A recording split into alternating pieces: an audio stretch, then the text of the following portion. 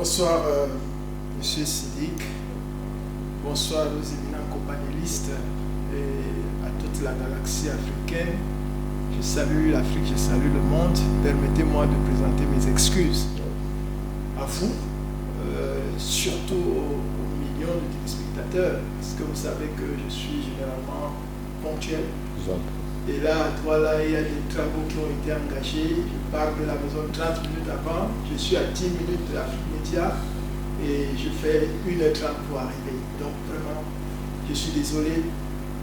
Toutes mes excuses aux téléspectateurs. Maintenant, vous avez des thématiques tellement alléchantes aujourd'hui que je voudrais m'interroger simplement s'il y a vraiment des relations entre les pays comme la France et le Mali. Pourquoi, docteur ingénieur? Parce que, voyez-vous, à la suite de mes companélistes, la réaction de la France a mis en avant le fait que M. Visillier, je crois, il s'appelle. Bien sûr, c'est son nom. C'est vrai qu'on l'a pas, nous ne l'avons pas cité nous-mêmes depuis le début de cette émission. Monsieur Yann Visillier. On lui fait beaucoup d'honneur, mais c'est dans son nom. Vraiment. Il y a des organes qui n'ont pas osé écrire son nom. Donc, qu'il serait diplomate et que parce qu'il est diplomate, on ne peut pas le juger, encore moins le condamner. Mais parlons-en, la diplomatie.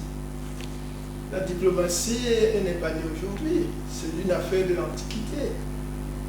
La diplomatie est encadrée depuis 1814 par ce qu'ils aiment bien appeler Convention de Vienne. On peut appeler ça première version. Oui.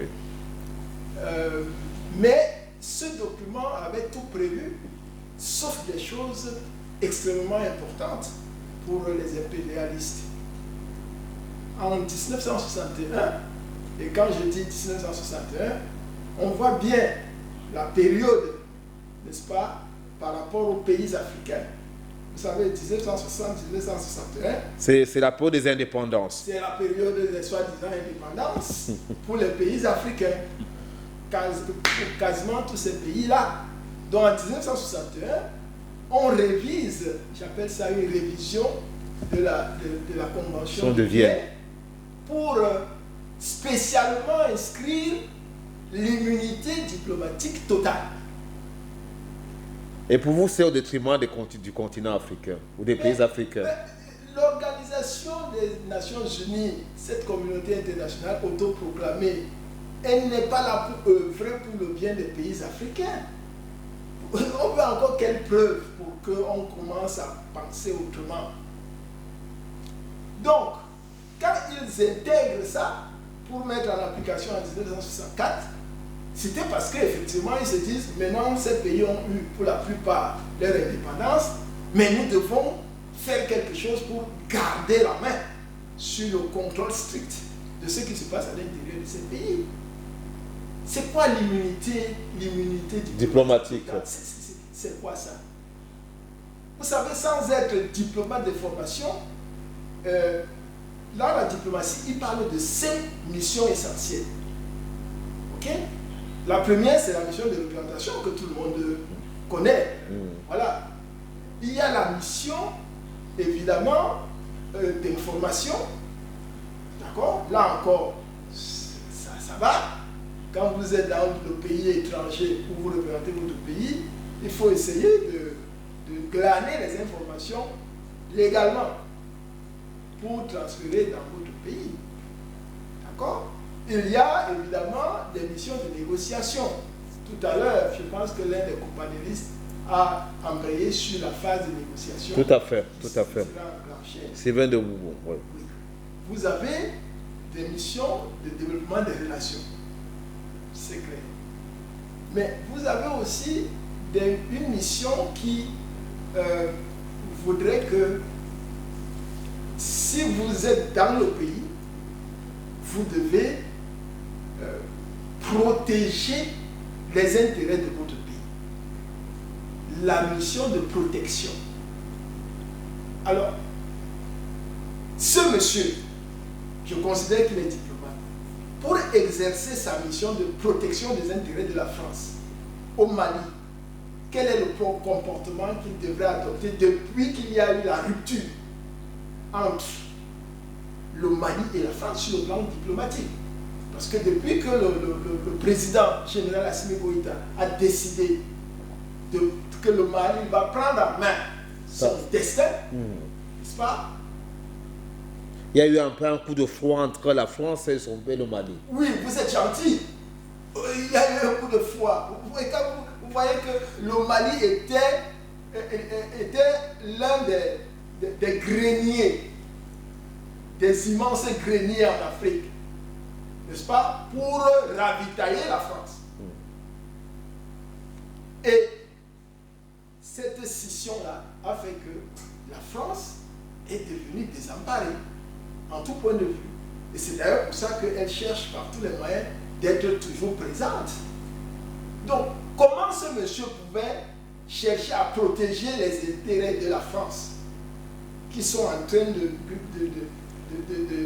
glisser, n'est-ce pas, et davantage, sans pouvoir, n'est-ce pas, se faire, comment dirais-je ça? Harakiri, par exemple. Oui, comment? Parce que les intérêts de la France aujourd'hui au Mali, c'est chercher par tous les moyens, et je le dis par des actes qui sont déjà bien établis, hein, c'est chercher par tous les moyens de garder la déstabilisation permanente du Mali. Pour vous, c'est là, c'est le sens que vous donnez à chercher les intérêts de la France. Mais bien sûr, mais si le Mali est stable et qu'il est serré dans les négociations, n'est-ce pas, d'État en État, la France ne peut pas négocier avec le Mali. Il faut déstabiliser, il faut tout faire pour que le général Assimi Goïta parte du pouvoir. D'abord, leurs médias, et on va en parler, ils continuent de parler de la junte. Dans tous leurs organes de presse, ils parlent de la junte militaire, machin, tout ça, là, les conneries comme ça. N'est-ce pas? C'est vrai que le vocabulaire n'a pas encore changé depuis. Leur vocabulaire, oui, bien sûr. Ce n'est pas le nôtre, monsieur. Mais non, bien sûr, ça c'est clair. Ce n'est pas le nôtre. Et d'abord, c'est une langue qui doit disparaître progressivement des différents pays africains. Et ce vocabulaire-là, nous allons remplacer ce vocabulaire par le vrai vocabulaire. Parce que ça, c'est le vocabulaire de la tromperie, de la duperie, du mensonge. Et des colons. Hein? Quand les peuples maliens décident que c'est le général Assimi Goïta qui est le président, on vient vous dire que la junte, le machin, tout ça là. De Gaulle était un civil. Et on n'a pas appelé Hein? Le général de Gaulle, il était un civil. Il est resté dans l'histoire de la France jusqu'à éternellement. Et on le cite encore. Et on le cite encore avec beaucoup de fierté. Pourquoi quand c'est un pays africain, il faut venir nous parler de junte et ainsi de suite? Alors que voilà les choses qu'on doit ramener à la junte. L'espionnage là. Chercher à déstabiliser. Qu'est-ce qui prouve qu'il n'y aurait pas un lien avec ce qui s'est passé au Mali il y a à peine un mois? Avec l'assassinat du ministre de la Défense? Qu'est-ce qui peut faire en sorte qu'on dise qu'il n'y a pas un lien, qu'il n'y a rien du tout? On a capturé ce monsieur, c'était en avril 2025. Donc, jusqu'à présent, jusqu'au moment où ces événements ont lieu au Mali, il est déjà en détention, il est déjà en exploitation. Pourquoi c'est après ça qu'on vient maintenant rendre la justice pour son cas précis? Donc, il faut qu'on arrête avec ces histoires. Vous voyez, ils mettent en place des textes qu'ils appellent le droit. Mais les lois doivent être adossées au droit. Quelles sont ces lois qui sont contre les intérêts des uns et des autres? Et vous les convoquez quand il s'agit de vous. Et je sors par là. Pourquoi chaque fois c'est toujours un Français? C'est une question. Je crois que chacun aura une réponse sur ce plateau. Et peut-être aussi les téléspectateurs.